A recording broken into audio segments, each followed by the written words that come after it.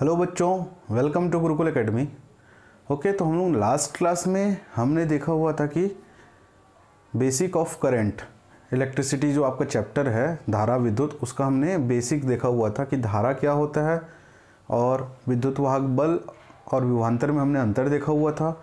उसके बाद हमने देखा कि अनुगमन वेग क्या होता है और उसके बाद लास्ट में हमने देखा हुआ था श्रांति काल, रिलैक्सेशन टाइम। तो लगभग हमारा जो इस चैप्टर का बेसिक है वो बन चुका है हमारा। अब हम स्टार्ट कर रहे हैं। हमारा जो नेक्स्ट टॉपिक है वो है कि धारा और अनुगमन वेग में हमको एक अंतर स्थापित करना है। तो वो अंतर कैसे बनाएंगे? हमको किसके इसके बीच में चाहिए? धारा दैट इज आई और अनुगमन वेग।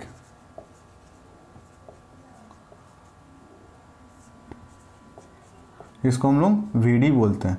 तो बच्चों ध्यान देना, इसमें हम एक रिलेशन एस्टेब्लिश करेंगे कि वो रिलेशन है क्या। सबसे पहले वो रिलेशन को आप अगर याद करना चाहें तो याद कर लें। जो I होता है वो इक्वल टू होता है NEAVD के। ठीक है, तो ये रिलेशन को हम एस्टेब्लिश करने जा रहे हैं कि धारा का मान क्या होता है?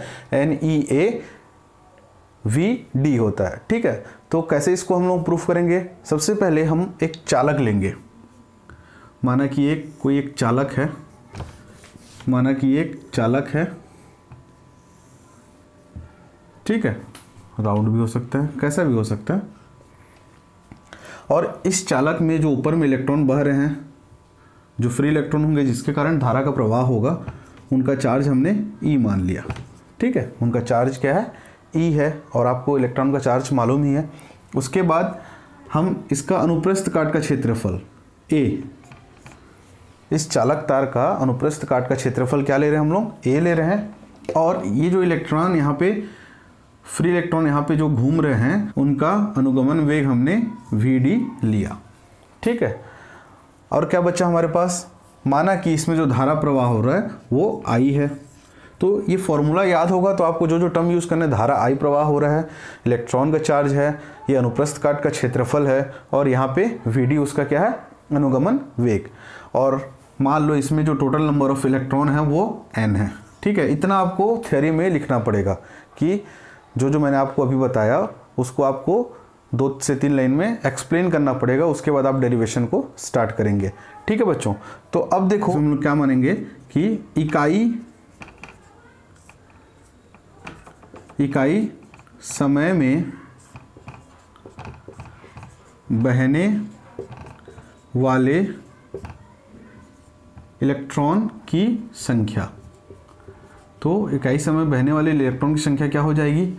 चूंकि अच्छा, हमने एक चीज़ यहाँ पे छोड़ दिया, इसका लेंथ, इस चालक तार का लेंथ को हमने मान लिया L। तो इकाई समय में बहने वाले इलेक्ट्रॉन की संख्या क्या हो जाएगी? N, total number of electron N है, इसका अनुप्रस्थ काट का क्षेत्रफल A, NA, और उनका वेग VD। ठीक है, तो उनकी संख्या ये हो जाएगी कि NAVD। ठीक है, N नंबर ऑफ इलेक्ट्रॉन है और A उसका अनुप्रस्थ काट का क्षेत्रफल है, और VD क्या है? एक इलेक्ट्रॉन का अनुगमन वेग। तो इसके बाद इसलिए T समय में सेम वही काम, बहने वाले इलेक्ट्रॉन की संख्या क्या हो जाएगी? बस इसमें समय का मल्टीप्लिकेशन कर देना आपको, NAVD इंटू T। ठीक है, यहाँ तक समझ में आया आप लोगों को? अब हम यहाँ पे लिख रहे हैं कि एक इलेक्ट्रॉन पर जो आवेश है वो क्या है? हमने E माना है, क्योंकि E ही मानते हैं हम लोग। तो इस T समय पर, यहाँ वाला जो पॉइंट आपको दिख रहा है, T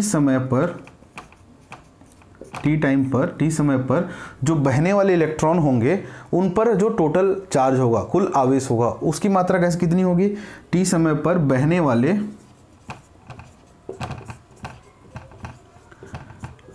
इलेक्ट्रॉन पर आवेश क्या हो जाएगा? आवेश।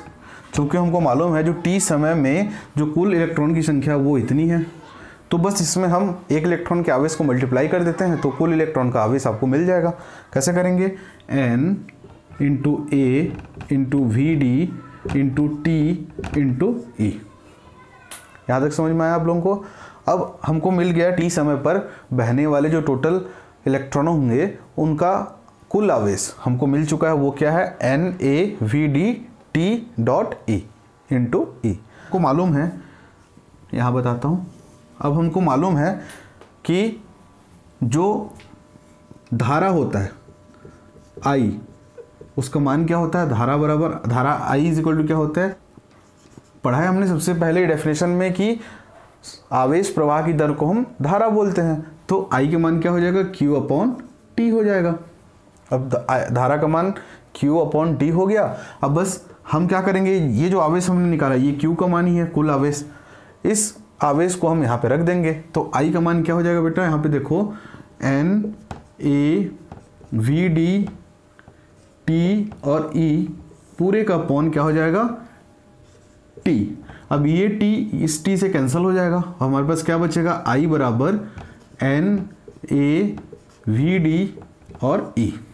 अब बस इसको थोड़ा सा अरेंज कर देते हैं, I is equal to N आवेश E क्षेत्रफल A और Vd। देखो आपको ये रिलेशन स्टेब्लिश करना था कि धारा और अनुगमन वेग में क्या संबंध होता है, कि धारा बराबर होता है NeAVd। तो ये प्रूफ हमारा हो चुका है। इसके बाद हम लोगों को बस एक ही चीज़ देखना है, वो होता है धारा घनत्व। मैं इसको इरेज कर रहा हूँ नीचे वाला पोर्शन को, इसी में बता देता हूँ आप लोगों को कि धारा घनत्व क्या होता है। ओके, धारा घनत्व क्या होता है, धारा घनत्व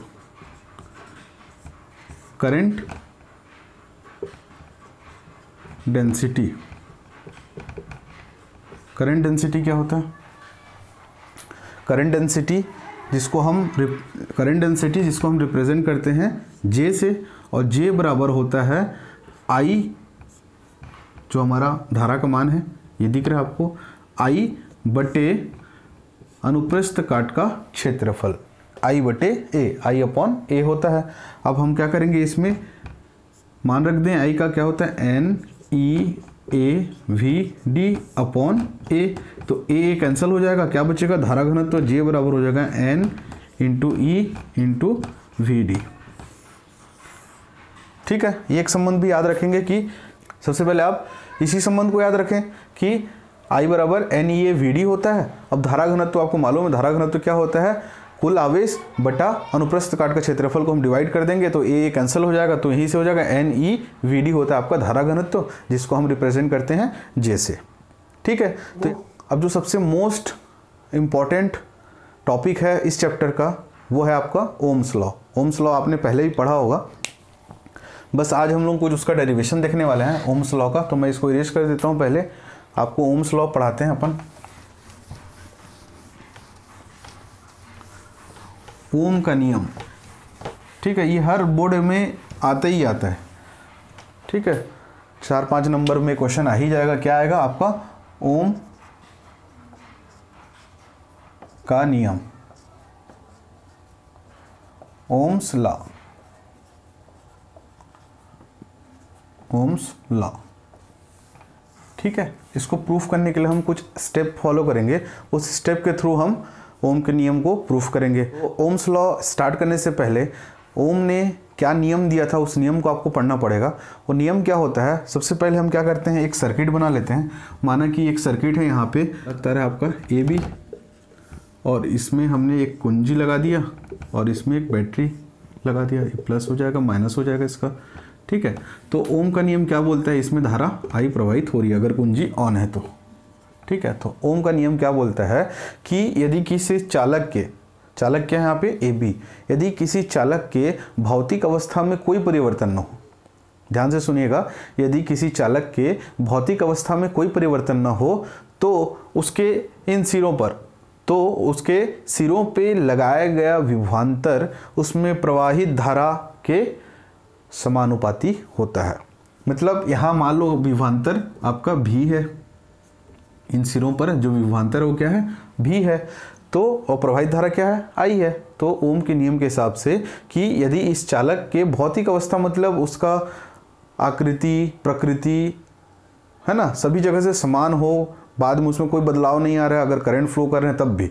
ठीक है, तो किसी चालक के भौतिक अवस्था में अगर कोई परिवर्तन न हो तो उस चालक पे प्रवाहित धारा I उस चालक के सिरों पे लगाए गए विभवांतर V के क्या होता है, अनुक्रमानुपाती होता है। तो ओम के नियम के हिसाब से ओम ने कहा कि V समानुपाती होता है I के। ठीक है, अब हम जब इस समानुपातिक नियतांक को हटाते हैं, इक्वल टू डाल रहे हैं, तो हम एक कांस्टेंट यूज करते हैं। उस कांस्टेंट का नाम है RI। तो ये जो R है ये प्रतिरोध है। R क्या है, प्रतिरोध है, इसको हम रेजिस्टेंस बोलते हैं। तो प्रतिरोध हो गया V इज टू R/I। यहाँ तक समझ में आया। और ये रिलेशन है आपका विभवांतर और धारा के बीच में। तो ओम के नियम के हिसाब से जब भी किसी चालक के भौतिक अवस्था में कोई परिवर्तन न हो और उसमें प्रवाहित धारा जो होगी I उसके सिरों पे लगाए गए, उस चालक के सिरों पे लगाए गए विभवांतर के अनुक्रमानुपाती होगा। ठीक है बच्चों, अब देखो हमको इसको प्रूफ करना है। ठीक, V is equal to RI है, V is proportionate to I, V समानुपाती I, इसको हमको प्रूफ करना है। एग्जाम में पूछा जाता है कि प्रूफ करिए, ओम के नियम को सिद्ध करें। ठीक है, तो कैसे सिद्ध करेंगे देखते हैं हम लोग। इसे प्रूफ करने से पहले कुछ और एक रिलेशन है उसको हम लोग समझ लेते हैं कि जो ओम, ये जो प्रतिरोध होता है हमारा R, यहाँ से R का मान हो जा रहा है V/I। क्या हो जाता है, R का मान V/I हो जाता है। और प्रतिरोध का जो मात्रक होता है, जो यूनिट होता है, वो होता है ओम, इसको बोलते हैं ओम। इसका मात्रक क्या होता है, ओम। और इसको हम साइन, इसका जो चिन्ह है वो इस तरीके से होता है। ठीक है बच्चों, अब देखो अगर हम यहाँ पे वोल्टेज को या विभवांतर को हम 1 वोल्ट रख देते हैं, तो यहाँ पे माना हमने 1 वोल्ट रख दिया और धारा की मात्रा लग दी हमने 1 एम्पियर। जैसा कि हमको 1 ओम को परिभाषित करना है, तब जो प्रतिरोध हो जाएगा वो क्या हो जाएगा, 1 ओम के बराबर हो जाएगा। ठीक, तो इसको भी परिभाषित करने के लिए अगर 1-2 नंबर में पूछ दिया गया तो आप लोग लिख सकते हैं कि यदि किसी चालक तार में 1 एम्पियर धारा प्रवाहित हो रही है और उसके सिरों में जो विभवांतर हो रहा है या जो विभव उत्पन्न हो रहा है वो 1 वोल्ट का है, तो उस चालक का प्रतिरोध क्या हो जाएगा, 1 ओम का हो जाएगा। ठीक है बच्चों, आप लोग इसको लिख लेंगे। हम लोग अब देखते हैं कि ओम के नियम को हम कैसे प्रूफ करें। ठीक है, ओम के नियम को देखते हैं कैसे प्रूफ करना है हमको। मैं प्रूफ करते जाता हूँ, बाद में मैं आपको 4 से 5 स्टेप बताऊंगा, उस स्टेप को आपको याद करना है और उसी से आपका जो डेरिवेशन है वो कंप्लीट हो जाएगा। ठीक है बच्चों, तो ओम के नियम प्रूफ करने के लिए सबसे पहले चूंकि हमको मालूम है जो E होता है, E क्या होता है आपका विद्युत वाहक बल। चूंकि जो विद्युत वाहक बल E होता है वो V/L के बराबर होता है। L क्या यहाँ पे चालक की लंबाई और V क्या है उसका विभव। ठीक है, तो E क्या होता है, V/L के बराबर होता है। और इसके बाद और अगर हमको मालूम है जो फोर्स होता है F, वो होता है क्या होता है, E इंटू E के बराबर होता है। तो इस E के जगह पे हमको इस E का वैल्यू को रखना है, तो इसलिए F बराबर क्या हो जाएगा, E इंटू, अब ये E की जगह में रख दें V/L, तो V/L। तो F बराबर क्या हो गया, EV/L। अब देखो अब क्या करेंगे हम लोग, तथा जो त्वरण होता है, त्वरण आपको मालूम है, त्वरण A वो किसके बराबर होता है, कैपिटल F/m, मतलब बल बटा द्रव्यमान, इसके बराबर होता है। F is equal to ma होता है ना, तो A is equal to F/m। अब इस F की वैल्यू को हमको यहाँ पे पुट करना है, तो हमको जो त्वरण हो जाएगा A की वैल्यू क्या मिल जाएगी, A की वैल्यू क्या मिल जाएगी, बस इस F के जगह में हमको EV/L रखना है, तो E इंटू V/m तो है ही पहले से, और L, तो EV/mL। तो एक आपका याद इसको करना है, दूसरा आपको इसको करना है, तीसरा आपको इसको करना है। ठीक है, मैं स्टेप बताते जा रहा हूँ आपको कैसे प्रूफ करना है। अब आगे हमको त्वरण का मान क्या मिल गया, A इज इक्वल टू मिल गया E into V/m into L। ठीक है, अब देखो अब हमको मालूम है, क्या मालूम है, चूंकि गति का प्रथम नियम क्या होता है, प्रथम नियम गति का सबको मालूम है, V बराबर U प्लस AT होता है। अब बच्चों इसको आपको याद करना है, गति का प्रथम नियम। तो क्या करेंगे हम, इसमें जो A की वैल्यू है, यहाँ से हमने A की वैल्यू को यहाँ पे रखना है। ठीक है, तो कैसे करेंगे, चूंकि यहाँ पे जो v है, अब हम आगे इसको डिराइव करेंगे, यहाँ जो वेग है वो क्या कैसा वेग है, अनुगमन वेग है, तो इसको vd कर लो इज इक्वल टू u, चूंकि प्रारंभिक वेग क्या हो जाएगा, शून्य हो जाएगा, तो शून्य रख दो। a की वैल्यू ये हो गया e v by M L, ये भी मिल गया आप लोगों को। और जो t है यहाँ पे टाइम है, तो हम टाइम क्या लेंगे यहाँ पे, टाउ। टाउ क्या है हमारा, श्रांति काल। अगर आपने पिछला लेक्चर नहीं देखा तो पीछे जाके देखें, टाउ को हमने पहले डिफाइन कर चुका है कि किन्हीं भी दो कंटिन्यूअस कोलिजन के बीच का जो समय होता है वो होता है आपका टाउ या श्रांति काल जिसको हम लोग बोलते हैं। ठीक है बच्चों, तो हमको यहाँ से क्या मिल गया, वी डी बराबर E we tau upon M into L, ये इक्वेशन आपको मिल गया। अब फाइनल इक्वेशन आपको जो याद करना है, फाइनल आपको मालूम है धारा का मान, चूंकि जो आई होता है धारा वो किसके बराबर होता है, N E A V D, last जो हमने रिलेशन देखा हुआ था। अब क्या करेंगे हम, इस वी डी पे ए वाले वी डी का मान को रखना है बस हमको, तो रख दो I is equal to n E a, और वी डी का मान क्या है, e we tau upon m l, क्या है e we tau upon m l. तो आई बराबर क्या हो जाएगा, एन ई मल्टीप्लाई हो जाएगा ई का square a v tau, v को मैं यहाँ रखता हूँ a tau into v upon m l. ठीक है, तो ये वी को मैं इधर ले आता हूँ या आई को मैं इधर ले जाता हूँ, तो वी अपॉन क्या हो जाएगा, आई हो जाएगा। अब बाकी इसको इधर ले आऊँगा तो ये ऊपर चला जाएगा आपका M L upon N E का स्क्वायर ए और टाउ। यहाँ तक समझ में आया आप लोगों को, ठीक, यहाँ तक समझ में आया आप लोगों को। अब आपको मालूम वी अपॉन आई क्या होता है, आर होता है, तो ओम ने क्या किया, इतना को कांस्टेंट मान लिया, ये आपका आर के बराबर हो जाएगा और R is equal to V by I, ये रिलेशन प्रूफ हो चुका है। ये जो आर है, आर की वैल्यू क्या है हमने मानी यहाँ पे, M L upon N E का स्क्वायर ए टाउ। तो आर जो प्रतिरोध नियतांक है उसका मान ओम ने इतना मान लिया कि आर बराबर M L Apte N E का वर्ग ए और टाउ होगा। ठीक है, तो यहाँ से अब v is equal to I R कर सकते हैं हम लोग, और आर को अगर हटा दें तो v इज प्रोपोर्शनेट टू आई कर सकते हैं। तो ये ऐसा प्रूफ होगा। ठीक, तो आपको जो बेसिक 5 स्टेप याद करने हैं, वो पहला फॉर्मूला आपका ये है, E is equal to V by L, दूसरा ये F is equal to E, third जो फॉर्मूला है आपको मालूम है ये वाला, A is equal to F by M, F is equal to M A, चौथा गति का नियम से ये, और पांचवा फॉर्मूला जो हमने अभी लास्ट रिलेशन में देखा ये 5 फॉर्मूले आपको लाइन से अगर याद हैं, आप कहीं पर नोट डाउन कर लेंगे रफ में, उसके बाद आप इसको डिराइव करना चालू करेंगे, तो इसमें आपको ईजी हो जाएगा सॉल्व करने में। ठीक है, तो अब हम लोग देख रहे हैं आर की निर्भरता, डिपेंडेंसी, आर की निर्भरता, आर किस किस के वैल्यू पे डिपेंड कर रहा है। जैसा कि आपको यहाँ पे दिखाई दे रहा होगा कि आर सबसे पहले डिपेंड कर रहा है अनुप्रस्थ काट के क्षेत्रफल के, ए दिखाई दे रहा है आपको। तो आर कैसा है, व्युत्क्रमानुपाती है उस चालक के क्षेत्रफल के अनुप्रस्थ काट के क्षेत्रफल के, पहला पॉइंट है। ठीक है, आर कैसा है, उस चालक का जो अनुप्रस्थ काट का क्षेत्रफल है उसका व्युत्क्रमानुपाती है, रेसिप्रोकल है।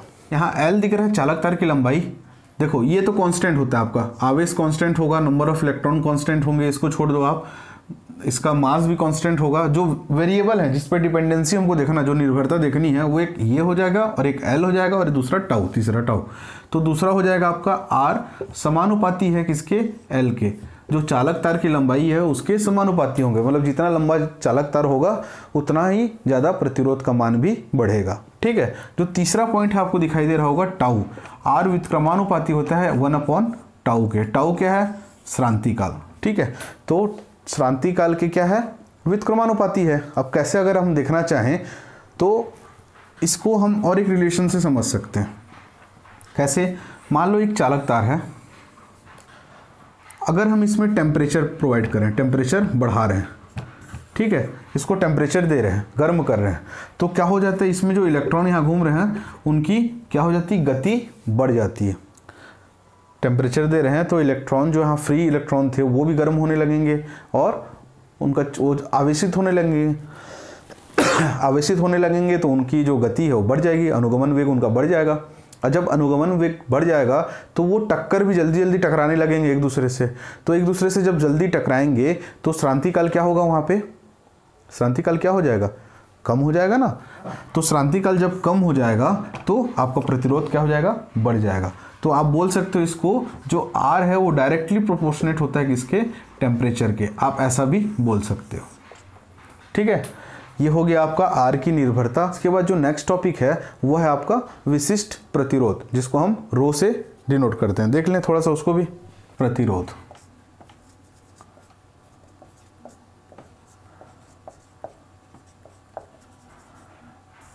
जिसको हम बोलते हैं प्रतिरोधकता,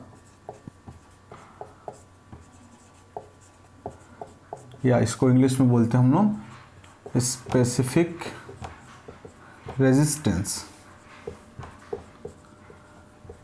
या बोलते हैं इसको हम लोग रेजिस्टिविटी, ठीक है। ये अलग अलग नाम है, आप लोग याद कर लें कौन सा नाम आपको अच्छा लग रहा है, ठीक। करना तो सभी को, किसी भी नाम से पूछ सकता है आपको। तो लास्ट हमने एक देखा हुआ था, याद करो, एक फॉर्मूला था हमारा जो था R बराबर था आपका ml/NE² टाउ। ये R का मान था जो कांस्टेंट हमने लिया हुआ था। इसमें हमने निकाला था जो R प्रतिरोध था वो समानुपाती था लेंथ के, चालक की लंबाई के, और व्युत्क्रमानुपाती था उसके क्षेत्रफल के, ठीक है। तो R समानुपाती L/A। इससे जब हम इस समानुपातिक नियतांक को हटाते हैं तो R बराबर लिखते हैं रो L/A। तो ये जो रो है, रो इज इक्वल टू हो जाएगा RA/L।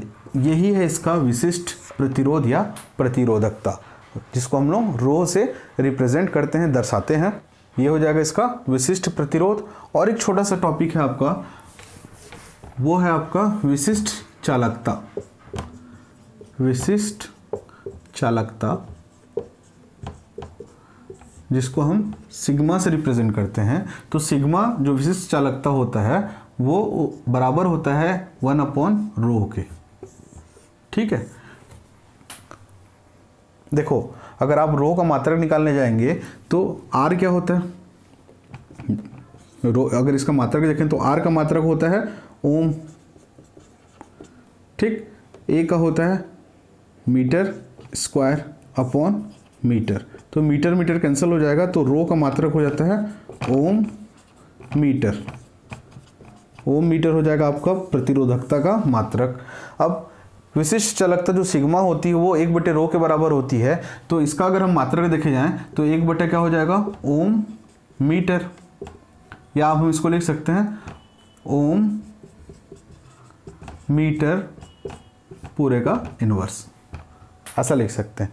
या इसका और एक मात्रक है जिसको हम लोग बोलते हैं मोह, MHO। ओके बच्चों, अगर वीडियो आपको पसंद आ रही है तो आप लोग प्लीज़ लाइक करें, शेयर करें और चैनल को सब्सक्राइब करें, बेल आइकन को प्रेस करें ताकि मेरे आने वाले सभी वीडियो की नोटिफिकेशन आपको मिलती रहे।